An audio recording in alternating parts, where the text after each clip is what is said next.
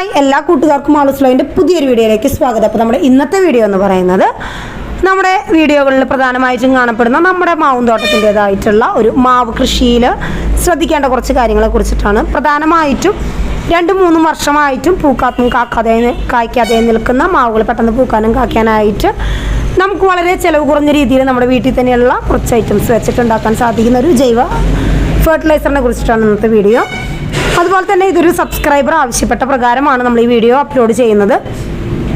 ആ ഒരു സബ്സ്ക്രൈബർക്ക് വേണ്ടിയിട്ട് നമ്മളോട് അന്വേഷിച്ചതിന് ശേഷം കുറച്ച് പേര് നമുക്ക് പറഞ്ഞു തന്ന ഒരു ടിപ്പും കൂടിയിട്ടാണിത്.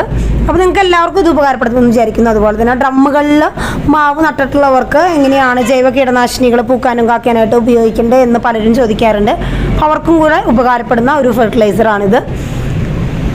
അതുപോലെ തന്നെ ബോഗൻപള്ളി പോലെയുള്ള രസം പോലെയുള്ള നമ്മുടെ ആന്ധ്രാപ്രദേശ് തെലുങ്കാന ഭാഗങ്ങളിലുള്ള മാവുകൾ ആരെങ്കിലും ഒട്ടുമാവുകൾ മേടിച്ച് വെച്ചിട്ടുണ്ടെങ്കിൽ അത് 4 വർഷമായിട്ടും പൂക്കാതിരിക്കുന്ന ആരെങ്കിലും ഉണ്ടെന്ന് വെച്ചിട്ടുണ്ടെങ്കിൽ അവർക്കും ഉപകാരപ്പെടുന്ന ഒരു വീഡിയോ തന്നെയാണ് ഇത്. തളിച്ച് 2-3 മാസത്തിനുള്ളിൽ തന്നെ നമ്മുടെ മാവ് പൂക്കുന്നതായിട്ടും കാക്കുന്നതായിട്ടും ഒക്കെ കാണാൻ സാധിക്കും. അതുപോലെ തന്നെ ഈ മഴ മാറുന്നതോടൊപ്പം തന്നെ നമ്മുടെ മാവിൻ്റെ തളിരിലകൾ പരമാവധി വെട്ടിപ്പോകുന്നതൊക്കെ ആയിട്ട് കാണാൻ സാധിക്കും. അങ്ങനെയുള്ളൊരു അവസ്ഥയിൽ നിന്ന് നമ്മുടെ മാവിനെ സംരക്ഷിക്കാനായിട്ടും ഫംഗൽ രോഗങ്ങളിൽ നിന്ന് നമ്മുടെ മാവിനെ സംരക്ഷിക്കാനായിട്ട് എന്തൊക്കെയാണ് ചെയ്യേണ്ടത് എന്നൊക്കെയുള്ളൊരു കുറച്ച് കാര്യങ്ങൾ കൂടെ ഈ വീഡിയോയിൽ പറയുന്നുണ്ട്. അപ്പോൾ നമ്മൾ ഇനിയും സബ്സ്ക്രൈബ് ചെയ്ത ആരെങ്കിലും വീഡിയോസ് വാച്ച് ചെയ്യുന്നത് വെച്ചിട്ടുണ്ടെങ്കിൽ ഈ ഒരു വീഡിയോ നിങ്ങൾക്ക് ഉപകാരപ്രദമായിട്ട് തോന്നുന്നുണ്ടെന്ന് വെച്ചിട്ടുണ്ടെങ്കിൽ ഇപ്പോൾ തന്നെ സബ്സ്ക്രൈബ് ചെയ്യാനായിട്ട് മറക്കില്ല കേട്ടോ. അതുപോലെ നമ്മുടെ പുതിയ വീഡിയോസ് കിട്ടാനായിട്ട് നമ്മുടെ ബെൽ ബട്ടൺ ഒന്ന് അമർത്തി വിടുകയൊക്കെ ചെയ്തോളൂ. നിങ്ങൾ ഈ ഒരു വീഡിയോ കാണുന്നത് നമ്മുടെ ഇൻസ്റ്റാഗ്രാമിൽ അല്ലെങ്കിൽ ഫേസ്ബുക്കിലെ പേജിലോ ആണെന്ന് വെച്ചിട്ടുണ്ടെങ്കിൽ ആ പേജുകൾ ഫോളോ ചെയ്യാനും നിങ്ങൾക്ക് ഈ വീഡിയോ ഇഷ്ടപ്പെടാന്ന് വെച്ചാൽ മറ്റുള്ളവരേക്ക് ഷെയർ ചെയ്ത് കൊടുക്കാനായിട്ടും മറക്കില്ല കേട്ടോ. അപ്പോൾ നമുക്ക് സ്ട്രൈറ്റ് ആയിട്ട് വീഡിയോയിലേക്ക് കിടക്കാം.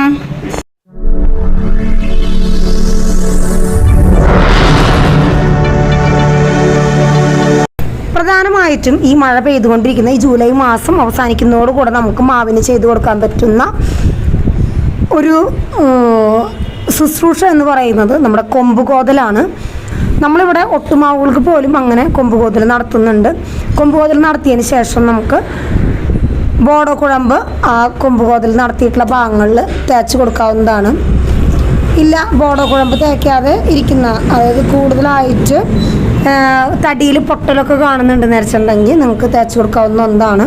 കോപ്പർ ഓക്സിക്ലോറൈഡ് ഗമ്മുമായിട്ട് ചേർത്തിട്ട് നമ്മുടെ നന്നായിട്ട് മിക്സ് ചെയ്തതിന് ശേഷം അത് അങ്ങനെ വിണ്ട് കീറിയിട്ടുള്ള തടികളിൽ നമുക്ക് തേച്ച് കൊടുക്കാവുന്നതാണ്. അതുപോലെ തന്നെ പ്രൂണിങ് ചെയ്തതിന് ശേഷം ഒന്നെങ്കിൽ പോടോ കുഴമ്പ് ഇല്ല എങ്കിൽ ഈ ഒരു മിശ്രിതം പുരട്ടി കൊടുക്കുന്നതും നമ്മുടെ ചെടിയുടെ ആ ഒരു നമ്മൾ പ്രൂണിങ് ചെയ്ത ഭാഗത്ത് ഉണങ്ങിപ്പോകാതെ ഇരിക്കാനായിട്ട് ഉപകാരപ്രദമായിട്ടുള്ളതാണ്. പിന്നെ നമ്മുടെ ചെടികൾക്ക് മഴ നിന്ന് കഴിഞ്ഞിട്ട് പുതിയ തളിരിലകൾ വരുന്നതായിട്ട് നിങ്ങൾക്ക് കാണാൻ സാധിക്കും. അങ്ങനെ തളിരിലകൾ വരുന്ന സമയത്ത് ആ തളിരിലകൾ ഇങ്ങനെ വെട്ടി താഴെ, അതായത് പകുതി വെട്ടിയ രീതിയിൽ താഴെ വീണ് കിടക്കുന്നത് തളിരിലകൾ മുഴുവനും വെട്ടിക്കിടക്കുന്നതായിട്ട് കാണാൻ സാധിക്കും. അങ്ങനെയുള്ളൊരവസ്ഥ ഉണ്ടെന്ന് വെച്ചിട്ടുണ്ടെങ്കിൽ അതിന് ഏറ്റവും ഉപകാരപ്രദമായിട്ടുള്ളൊരു മാർഗ്ഗം എന്ന് പറയുന്നത് 1/2 ലിറ്റർ കട്ട തൈരെടുക്കുക. അതിലേക്ക് 1 ടേബിൾ സ്പൂണ് നല്ല മഞ്ഞൾ പൊടിച്ചിട്ടുള്ളത്. അപ്പോൾ ഒരിക്കലും പൊടി മേടിച്ചത് നമ്മൾ ഇടരുത്. നമ്മുടെ വീട്ടിൽ പൊടിപ്പിച്ചിട്ടുള്ള നല്ല മഞ്ഞൾപ്പൊടി നല്ല പോലെ ഇളക്കി യോജിപ്പിച്ചതിന് ശേഷം അതിലേക്ക് ഇരട്ടി വെള്ളം ചേർത്ത് നല്ല പോലെ നേർപ്പിച്ചിട്ട് നമുക്ക് ചെടിയുടെ കടക്കിൽ ഒഴിച്ചു കൊടുക്കുകയോ അല്ല എങ്കിൽ നമുക്ക് മാവിൻ്റെ മുകളിൽ തളിച്ചു കൊടുക്കുകയൊക്കെ ചെയ്യാം. മാവിൻ്റെ മുകളിൽ തളിച്ചു കൊടുക്കുന്നതാണ് ഏറ്റവും ഫലപ്രദമായിട്ടുള്ള മാർഗം. ഇതിങ്ങനെ തളിച്ചു കൊടുക്കാമെന്ന് വെച്ചിട്ടുണ്ടെങ്കിൽ തളിരിലകൾ വെട്ടുന്ന ആ പ്രാണികളുടെ ഉപദ്രവങ്ങളിൽ നിന്ന് നമ്മുടെ മാവിനെ നമുക്ക് സംരക്ഷിക്കാനായിട്ട് സാധിക്കും. അതുപോലെ തന്നെ വർഷങ്ങളായിട്ട് നമ്മുടെ മാവ് പൂക്കുകയോ കാക്കുകയോ ഒന്നും ഇപ്പോഴും ചെയ്യുന്നില്ല എങ്കിൽ ഇതിനു മുമ്പ് നമ്മൾ കഞ്ഞിവെള്ളത്തിൽ കടലപ്പിണ്ണാക്കി യോജിപ്പിച്ചിട്ടുള്ള ഒരു ലായനിയെ കുറിച്ചിട്ടുള്ള വീഡിയോ ഇട്ടുണ്ടായിരുന്നു. അതുപോലെ തന്നെ ഉപകാരപ്രദമായിട്ടുള്ള ഒരു വീഡിയോയാണ് ഇപ്പോൾ ഞാനീ പറയാൻ പോകുന്ന നമ്മുടെ ഈ ഒരു ജൈവ വളം. അതിൽ പ്രധാനമായിട്ടും നമുക്ക് വേണ്ടത് 1 ഗ്ലാസ് കട്ട തൈരാണ്. അതുപോലെ തന്നെ ക്ലോറിൻ ഇല്ലാത്ത 10 ലിറ്റർ വെള്ളം കൂടെ വേണം. ആ ഒരു 10 ലിറ്റർ വെള്ളം എന്ന് പറയുന്നത് നമുക്ക് നമ്മുടെ അരി കഴുകിയിട്ടുള്ള കാടിവെള്ളമോ ഇല്ല എങ്കിൽ കഞ്ഞിവെള്ളമോ ഒക്കെ ആകാം.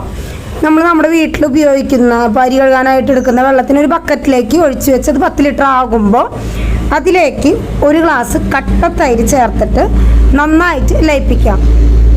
ഇങ്ങനെ കട്ടത്തൈര് ലയിപ്പിച്ചിട്ടുള്ള ആ ഒരു ബക്കറ്റിൽ ഒഴിച്ചിരിക്കുന്ന ആ ഒരു വെള്ളത്തിലേക്ക് നമുക്ക് 3 പിടി നമ്മുടെ കൈപ്പിടിയിൽ ഒതുങ്ങുന്ന രീതിയിലുള്ള 3 പിടി കടലപ്പിണ്ണാക്കും കൂടെ ചേർത്തിട്ട് നല്ലപോലെ ഇളക്കി യോജിപ്പിക്കേണ്ടതാണ്.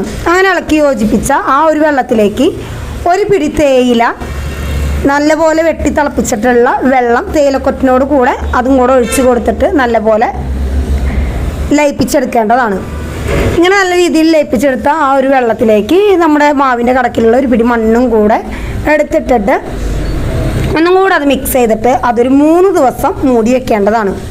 ഇങ്ങനെ മൂടി വെച്ചിട്ടുള്ള ഈ ഒരു വെള്ളം 3 ദിവസത്തിന് ശേഷം തുറന്നിട്ട് മാവിൻ്റെ ചോട്ടിൽ നിന്നും 2 അടി മാറ്റിയിട്ട് ഒരു ചെറിയ തടം എടുത്തിട്ട് ആ തടത്തിലേക്ക് ചുറ്റുവാരം ഒരു തടം എടുത്തിട്ട് ആ തടത്തിലേക്ക് ഇത് ഒഴിച്ചു കൊടുത്തിട്ട് മണ്ണിട്ടിട്ട് അത് മൂടാവുന്നതാണ്.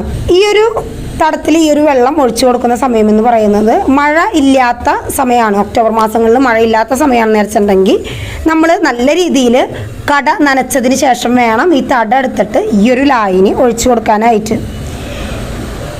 ഈ സമയത്ത് തന്നെ നമുക്ക് ഈ തളിരിലകൾ പൊഴിഞ്ഞു പോകാതിരിക്കാനായിട്ട് ഞാനിത് ഈ വീഡിയോയിൽ തന്നെ ആദ്യം പറഞ്ഞിട്ടുള്ള കട്ടത്തൈരിൽ മഞ്ഞൾപ്പൊടി ചേർത്തിട്ടുള്ള മിശ്രിതം നമുക്ക് ചെടിയുടെ മുകളിൽ തെളിച്ചു കൊടുക്കും കൂടെ ചെയ്യാവുന്നതാണ്. വീണ്ടും 15 ദിവസത്തിന് ശേഷം ഈ ഒരു ലായനിയുടെ പകുതിയാണ് നമ്മൾ ആദ്യത്തെ വട്ടം നമ്മുടെ കടക്കിൽ തടം എടുത്തിട്ട് ഒഴിച്ചു കൊടുക്കുന്നുള്ളൂ.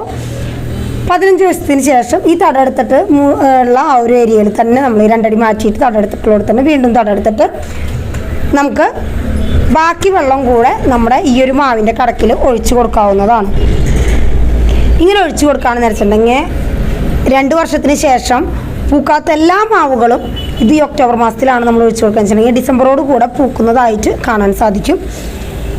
അതുപോലെ തന്നെ നമ്മുടെ പൂത്ത് തുടങ്ങുന്ന ആ ഒരു സമയങ്ങളിൽ നല്ല രീതിയിൽ നനച്ചു കൊടുക്കേണ്ടതാണ്. വേനൽക്കാലത്ത് മാത്രമല്ല ബാക്കി സമയങ്ങളിലും നല്ല നന വേണ്ട ഒന്ന് തന്നെയാണ് നമ്മുടെ മാവ്. നല്ല മഴയില്ലാത്ത സമയങ്ങളിലും നമ്മൾ മാവ് നല്ലപോലെ നനച്ചു കൊടുക്കേണ്ടതാണ്. അതുപോലെ തന്നെ നമ്മൾ ഇതുപോലെയുള്ള ഒരു ജൈവവളങ്ങളൊക്കെ ഇട്ട് കൊടുക്കാമെന്ന് വെച്ചിട്ടുണ്ടെങ്കിൽ നമ്മുടെ മാവ് പെട്ടെന്ന് പൂക്കുന്നതായിട്ടും വിഷവിമുക്തമായിട്ടുള്ള മാങ്ങ നമുക്ക് കഴിക്കാൻ സാധിക്കുന്നതൊക്കെയായിട്ട് കാണാൻ സാധിക്കും. കൾട്ടാർ പോലെയുള്ള ലായനികൾ പലപ്പോഴും മാവ് പൂക്കാതെയും കായ്ക്കാതെയും കാണുമ്പോൾ നമ്മൾ ഒഴിച്ചു കൊടുക്കാറുണ്ട്. അങ്ങനെയുള്ള രാസവളങ്ങൾ ഉപയോഗിക്കാതെ നിങ്ങൾക്ക് ഇതുപോലെയുള്ള ചിലവ് കുറഞ്ഞ രീതിയിലുള്ള ജൈവ കീടനാശിനികൾ ഉപയോഗിക്കാവുന്നതാണ്. അതുപോലെ നമ്മുടെ മാവിന് നല്ലപോലെ മഴക്കാലം പിടിച്ച് വരുമ്പോൾ ഫംഗൽ ഇൻഫെക്ഷൻ കാണാറുണ്ട്.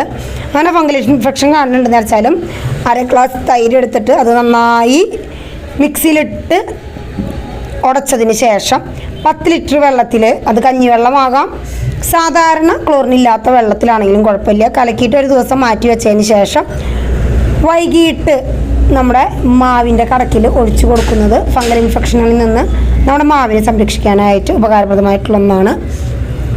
അപ്പോൾ ഇതുപോലെയുള്ള മാവിൻ്റെ കൃഷിയെക്കുറിച്ചിട്ടുള്ള വീഡിയോസ് നിങ്ങൾക്ക് ആവശ്യമുണ്ടെന്ന് വെച്ചിട്ടുണ്ടെങ്കിൽ നമ്മുടെ ചാനലിൽ സെർച്ച് ചെയ്യാമെന്ന് വെച്ചിട്ടുണ്ടെങ്കിൽ നല്ല മാവ് പെട്ടെന്ന് പൂക്കാനായിട്ടുള്ള വീഡിയോസ് നിങ്ങൾക്ക് കാണാൻ സാധിക്കും.